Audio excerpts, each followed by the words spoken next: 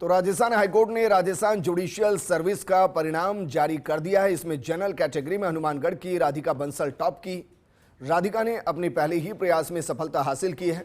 राधिका ने 12वीं पास करने के बाद ही तय कर लिया था कि उन्हें जज बनना है। राधिका ने हनुमानगढ़ से LLB करने के बाद RJS की तैयारी शुरू कर दी। राधिका ने ऑनलाइन क्लासेस लेकर तैयारी की थी।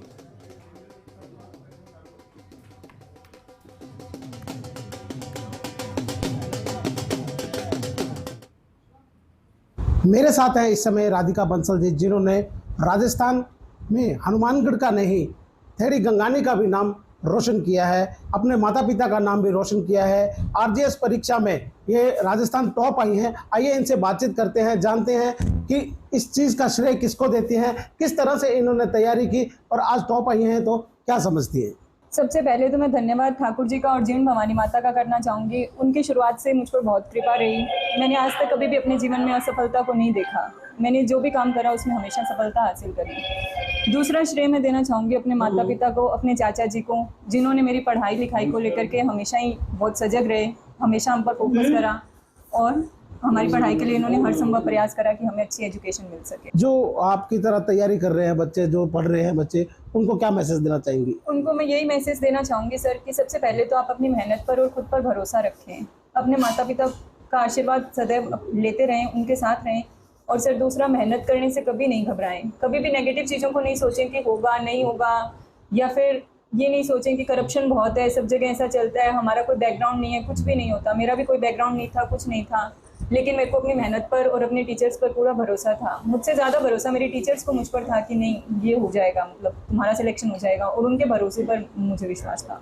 कितने घंटे स्टडी करनी पड़ी, कितने घंटे आपने स्टडी की और कितने घंटे आपने क्या क्या पढ़ा, किस तरह से आपने पढ़ाई की।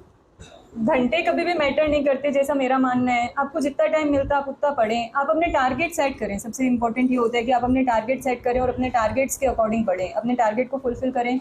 तो घंटे कभी भी मैटर नहीं करते। बट जैसे रेगुलर में 3 साल हो गए मुझे आज तैयारी करते हुए, तो रेगुलर मतलब 6 से 8 घंटे तो रेगुलर पढ़ते ही हैं। मतलब कभी नहीं पढ़ा गया तो बात अलग है, वरना 6 से 8 घंटे तो रोजाना पढ़ते ही हैं।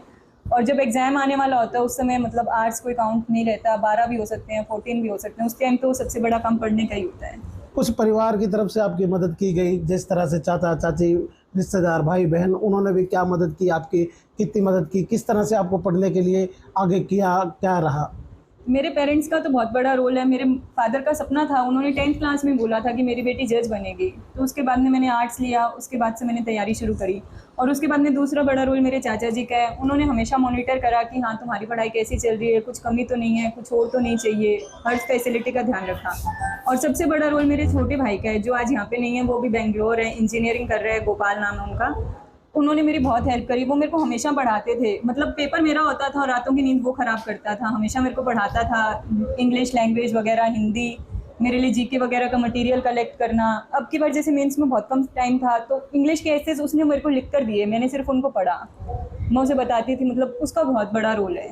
ये है राधिका बंसल, जिन्होंने कहा कि जीवन में गोल सेट करना बहुत आवश्यक है। अगर आपको गोल सेट करना है तभी आप सफलता प्राप्त कर सकते हैं। इन्होंने अपने जीवन में जो सफलता प्राप्त किया है उसको लेकर ये अपने गुरुजी और अपने पारिवारिक सदस्यों को, अपने पिता को, अपने चाचा को, अपने जो रिश्तेदार हैं सबको अपना धन्यवाद देती हैं।